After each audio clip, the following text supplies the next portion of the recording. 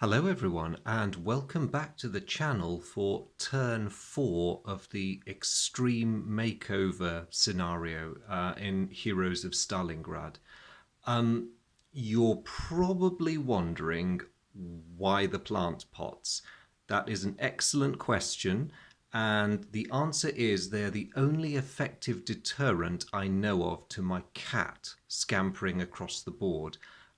Sometime before I'd intended to start recording today's video, I was just looking over the board when the dear little Moggy decided that he would go tearing across the map with all the force and fury of a heavy artillery barrage. And while I watched in horror, infantry and tanks and other miscellaneous bits of equipment went flying everywhere, the violence of the impact was such that the map actually separated. So that's how bad it was for both sides. But if you give me a moment, I'll just remove these and we will pick up where we left off.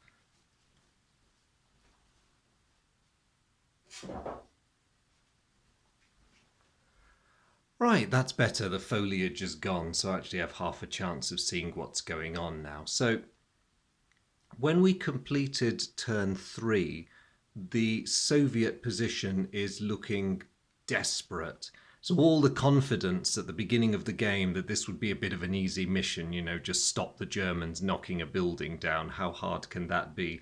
The answer is actually pretty hard. So the Germans, of course, as you all know, have mostly destroyed the building and they've damaged what remains of the structure. And the real question is what's going to happen this turn, because ever since the previous turn, the Germans have been on the knife edge of victory and the Soviets have been largely not powerless to stop them, but things haven't really gone their way. So the Soviets have to achieve something decisive this turn if they want to buy enough time to make a difference. Now, everyone has been deadlocked in the south, pretty much. The infantry on both sides have not really achieved anything. The Soviets, I've been keeping them back because there was initially not much good reason to dash them across at the German defences. But this turn, that has had to change. I need to force some of the German attention in this direction and hope that I've distracted them enough to weaken their offensive capacity in the north. Now, unfortunately, the German leadership level is just too good, so all of their heavy units have been given order tokens for this turn. And their approach is going to be pretty straightforward. The lower number order tokens have been given to the Panzer and to the anti-tank units, and even to their mortars. So they're going all out to finish off that building and win the scenario. For the Soviets, this is going to be really tight. Their first objective, which is why Maria's tank there has been given their first order, and thankfully the Soviets have the initiative on this turn, they must knock out that Panzer. If they succeed in destroying that tank, not only will they remove one of the gravest threats to their building, but by turning it into a wreck, they will obscure the line of sight of an anti-tank artillery piece that is just off map. I'm afraid my camera's not quite up to the job of capturing it, but it is there. Then it will be down to the infantry in the buildings to either suppress or kill the crew of that anti-tank gun over there. And for the last bit, I mean, really, the Russians have a very bad line of sight to the German mortar from their mortar. So thankfully, it's an indirect fire weapon, so it's not going to be quite that hideous, but they're going to need it to be pinpoint accurate. So the Soviets are on tenterhooks. They need everything to go right this turn. Otherwise, it's game over. So we're going to see some pretty tense play this turn. So the Soviets go first, and of course Maria in her tank is going to do her damnedest to destroy her German opposite number. She has no cards that can help her roll, so it's just going to hinge on her die roll and an uncharacteristic amount of prayer for a communist state. Now, the Germans don't really have anything that can stop the shot except second chance. Now, interestingly enough, the Soviets do have a second chance card. So if Maria fluffs her first shot, she can make it again. But then, of course, not that the Soviets know this, there's the horrific possibility the Germans might make them re-roll it. So anyway, let's see what happens. So Maria's tank is activated and she stays where she is so she can just open fire and hit that panzer, we hope. So she rolls a 4, plus her anti-armor rating makes it 8. Ooh, okay, that is exactly what she needs to equal the armor rating. So the Germans, of course, are having none of this and demand a re-roll. Oh, the Soviets rolled a 5 that time. Okay, they're more than happy with that. So they roll again, having defeated the tank's armor, to see what level of damage is caused. Now that is a 2. So in terms of the specific areas of the German vehicle which are damaged, that is a mobility kill. Now that's great as far as it goes. It means the Panzer is not going anywhere. But that's not good enough. They really wanted to knock out its main gun or kill it or incapacitate it. So as they've already defeated its armor roll, the Soviets are going to stake everything on their own second chance and see if they can manage a kill shot. So they roll. Oh no, they got a 1. Perfect. A 1 is exactly what they need. Oh no, it's not actually. It simply means that because of a crew loss, they can no longer fire, the German tank can no longer fire its weapons together. It has to fire one or the other. But the bad news is it can still fire its main gun. It just means it can't back it up with any machine gun fire. That is a shame. That is a real shame, because we all know what's going to happen next turn. The Germans are going to attempt to put a hole into that structure over there. So that was a very creditable effort on the Soviet side, but it just didn't quite cut it.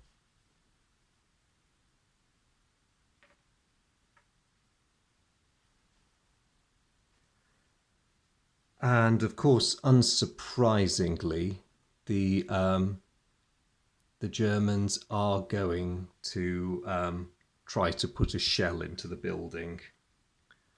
And yep, here it comes. They make their roll.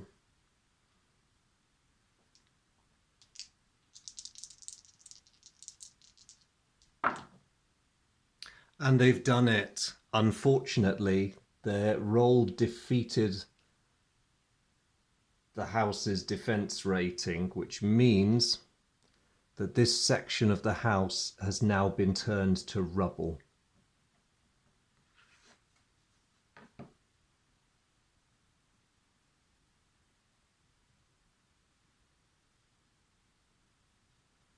Oh dear.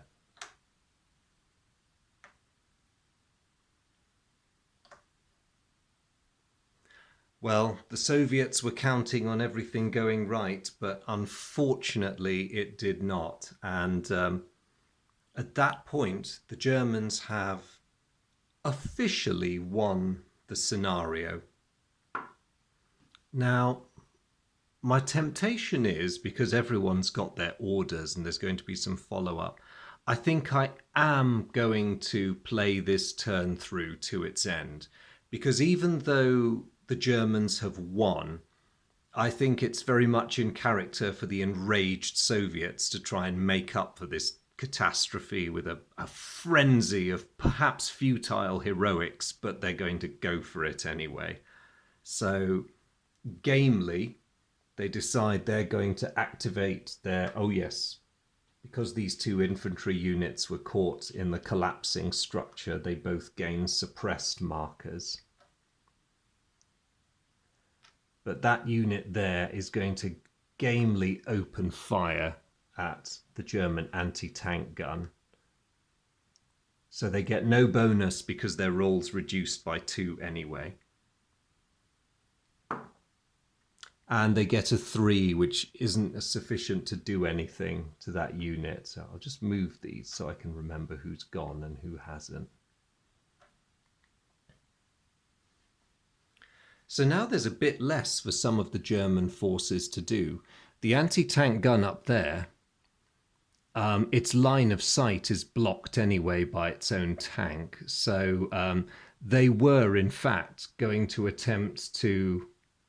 They barely had a line of sight to the building, but with their firing arcs on the gun,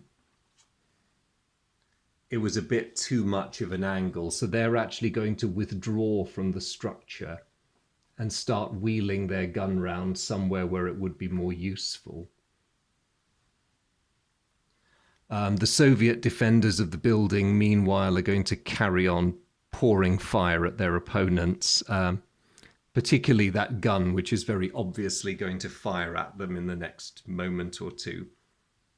So they blaze away at a -1. No, forlorn hope. They're a bit too dazed from the building coming down around them. So the Germans, probably out of sheer vindictiveness, if nothing else, or may actually, no, they can't quite draw bead on the tank because their own panzer's in the way. And also it's less of a threat now that it's fired. So having pummeled the life out of that big house, the Germans are now going to attempt to chip out some of the Russian defenders. So they can't see that unit behind the wall, but they can see...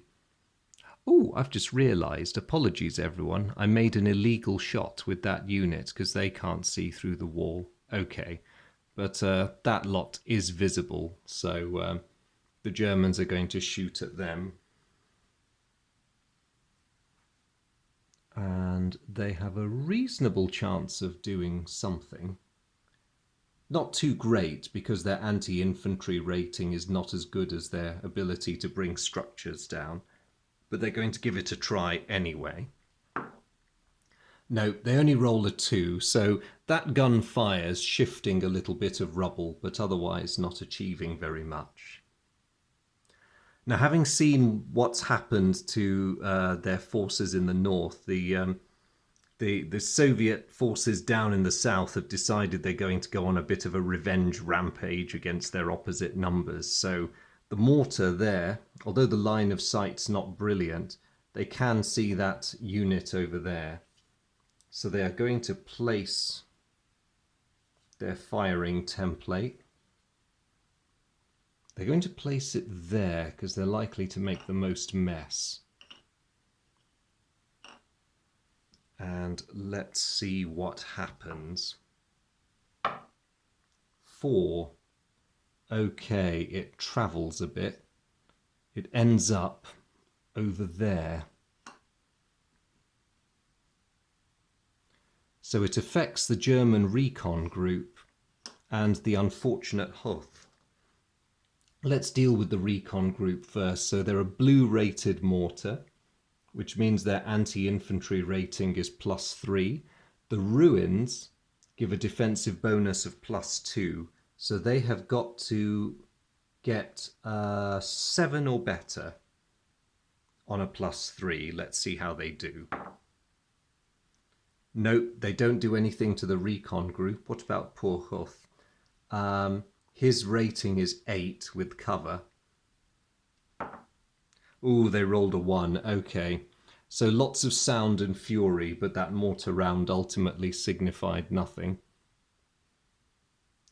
So over to the Germans. They unfortunately, for the Russians, can see that machine gun group. It's the Panzer I going next. But because of the angle of the line of sight, it is considered to have passed through that foliage. So there is a -1 to their effectiveness because of the line of sight issue. But nonetheless, they're going to bang away at that target over there. So they get to roll 2 dice and add 3 to their chosen dice roll. Oh, they rolled a 4 on both anyway. And the cover of that foliage is, so they got a total of 7 and they needed a 6. So more bad news for the Soviets. The heavy machine guns tear up the trees and unfortunately tear up the Soviet machine gun crew sheltering behind them. That's not good news.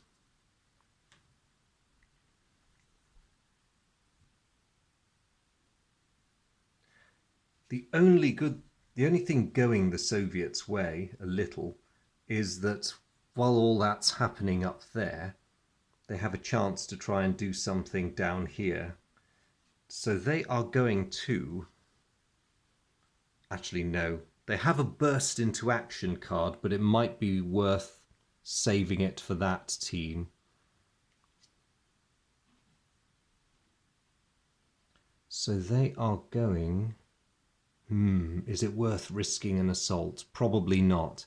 That's going to be heavily contested.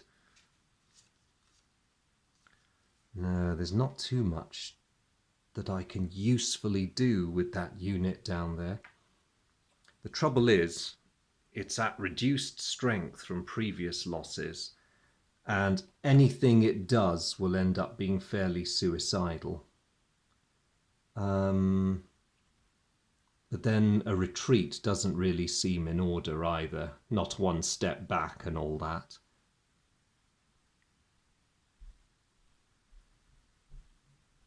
There's nothing really sensible to be done with it. I could throw in an assault, but that would be suicidally crazy.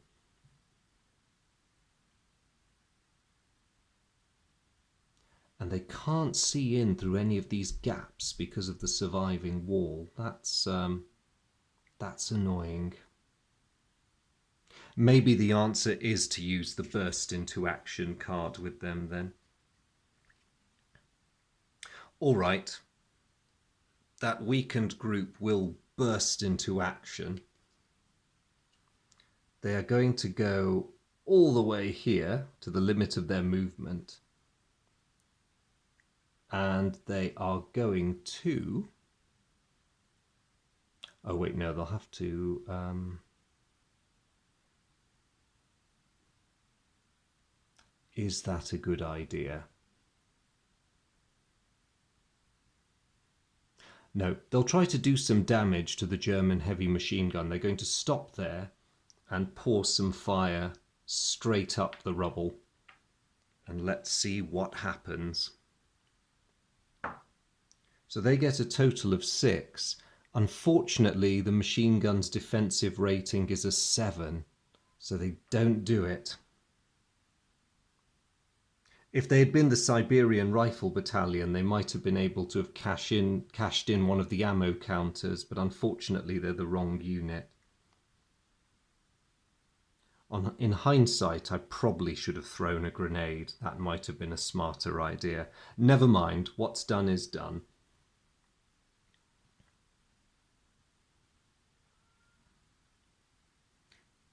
I've just realised in all the excitement I did things in slightly the wrong order for the Germans. Their mortar should have activated before the Panzer I did.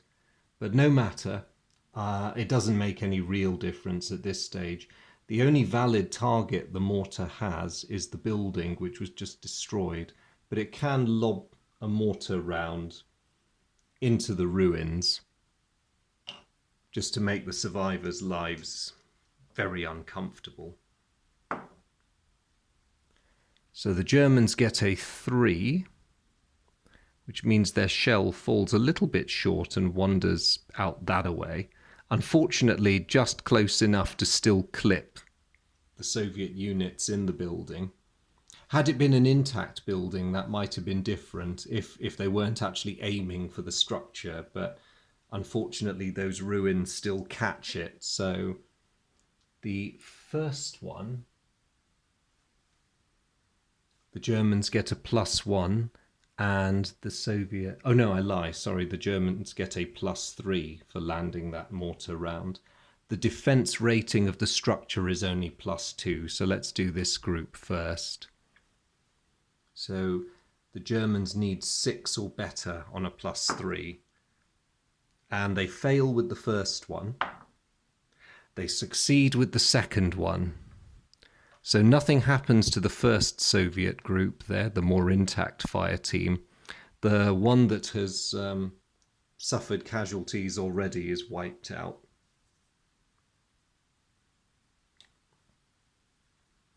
And these tokens go away.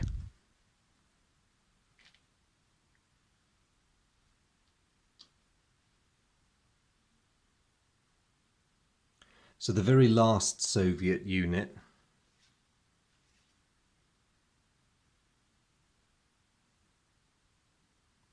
doesn't have terribly good options either.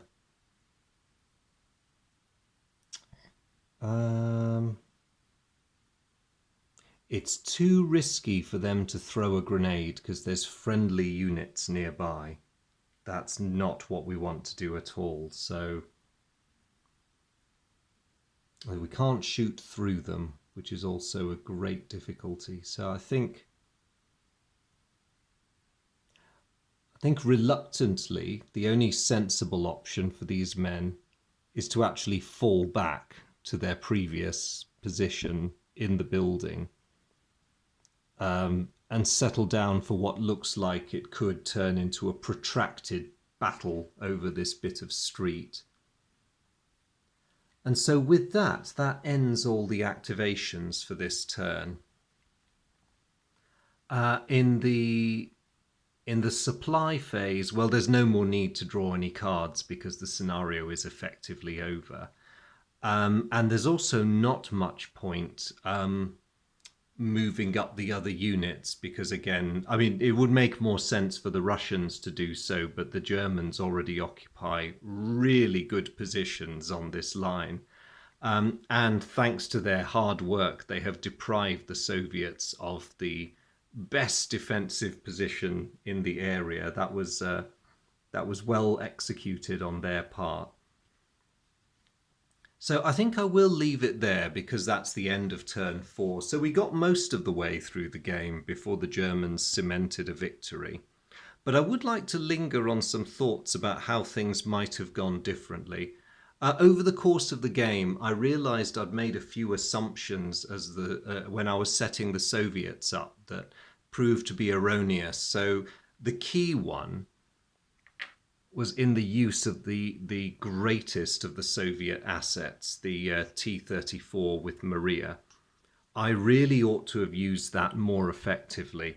So I thought I was being clever by positioning it on a flank, but really I think I'd ignored the cardinal principle, which is to stay focused on the objective.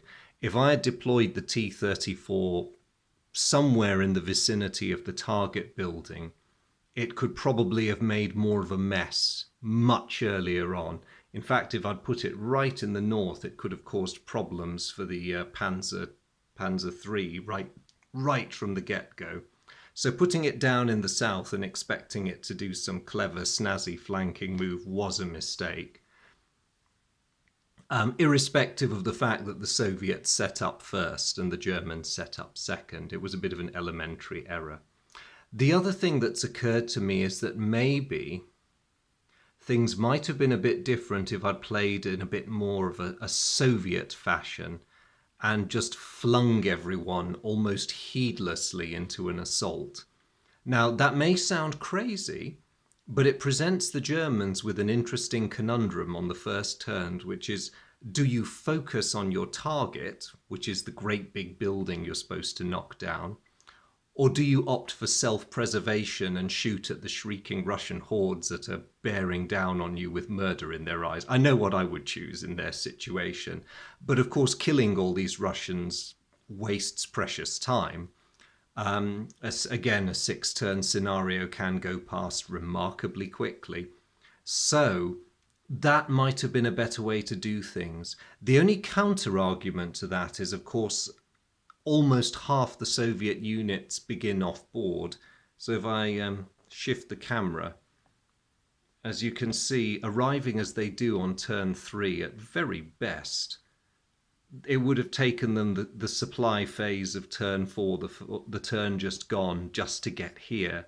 So depending on how the German plays and how things go for the Soviets early in the scenario, it's really their initial units that are going to bear the brunt of the early fighting. And they're going to desperately need those reinforcements. So really, these guys are probably only going to make an impact in most games on turns 5 or 6, unless, of course, something catastrophic has happened and the Germans have advanced all the way, say, here.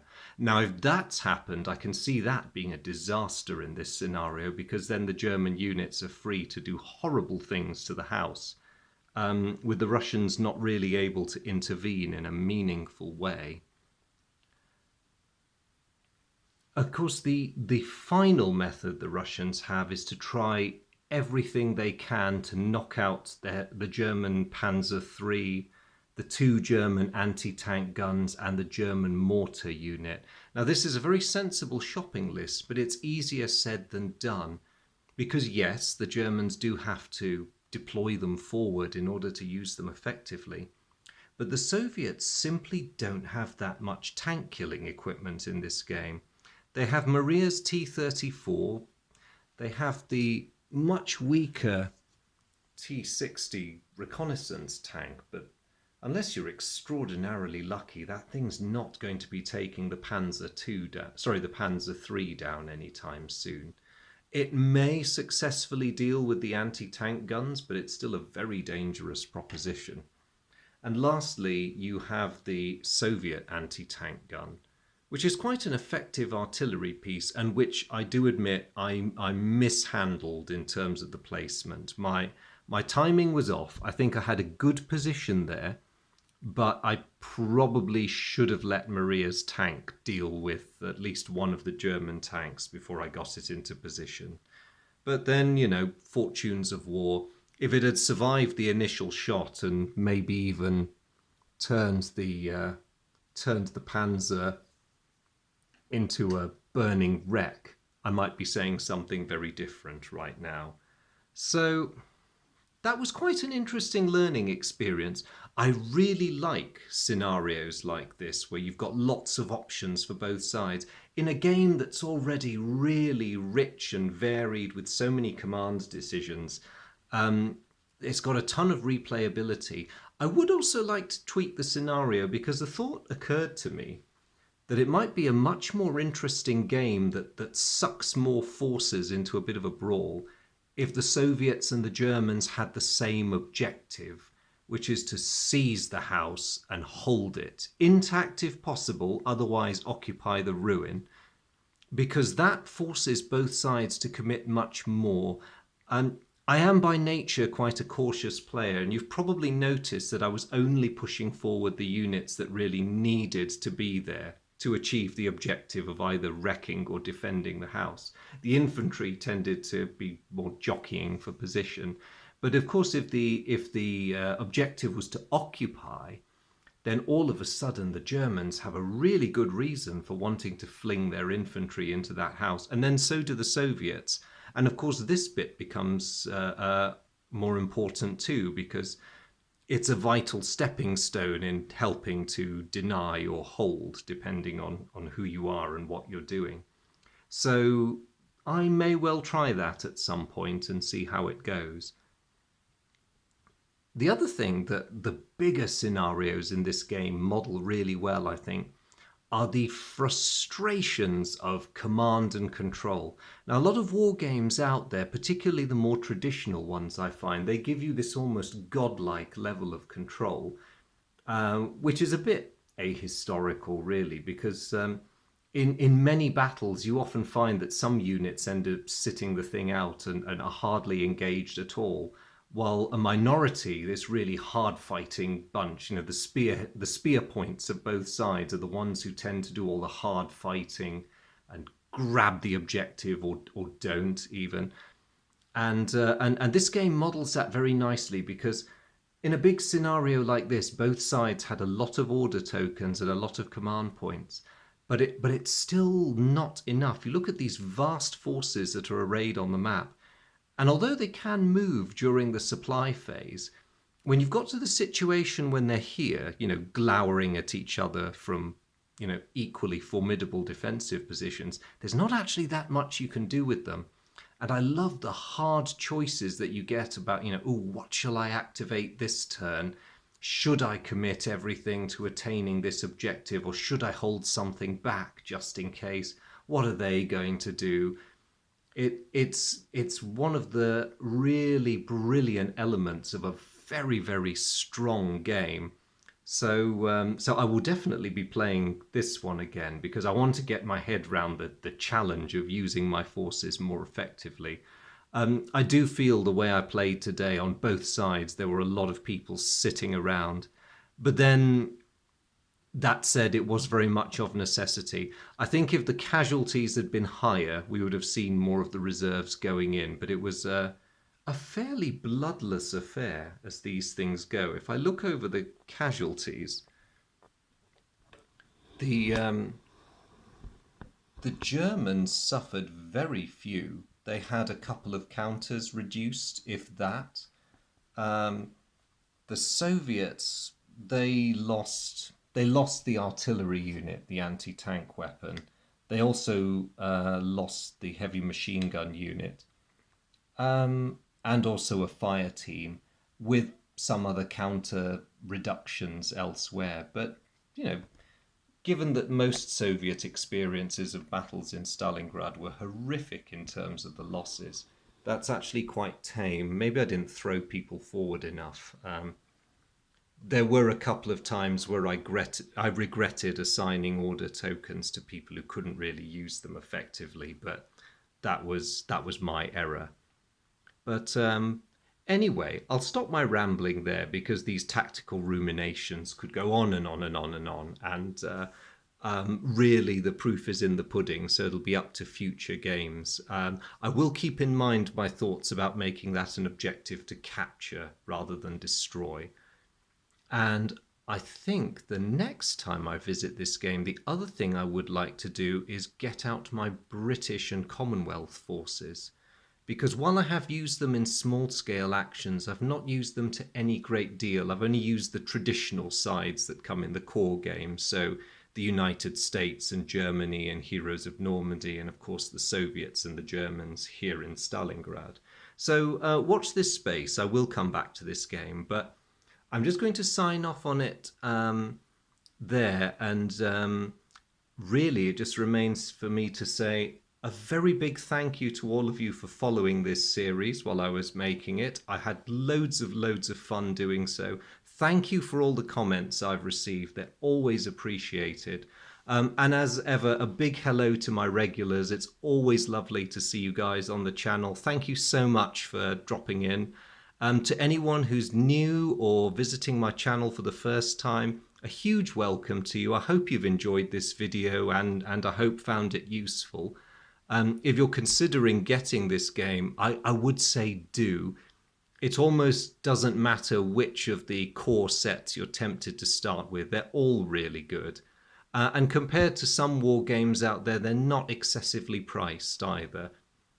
So I heartily recommend this game. I have always enjoyed playing it, and I think I always will. But anyway, you're more than welcome. And as ever, thank you all for tuning in. It's really brilliant of you. And I just want to end this one with a big shout out to Solo Board Gaming. I am going to put a link to his channel in the description on this video and also on the first one, because he very, very kindly, having watched my poor efforts, credited me with inspiring him to do his own excellent series on this game. He is an absolute pro. He does the most wonderful videos. I love watching them. And if you haven't come across him before, I really, really would recommend you go over there and see what he does, because he does splendid work and it's really, really excellent to watch. So that's Solo Board Gaming. Again, I will put a link in the description for this video and the others in this series. Please do check him out. But anyway, thank you all very much for tuning in. I will see you again the next time I craft a video. It'll either be this or it might be something completely different as the fancy takes me. But good to see you all. Bye.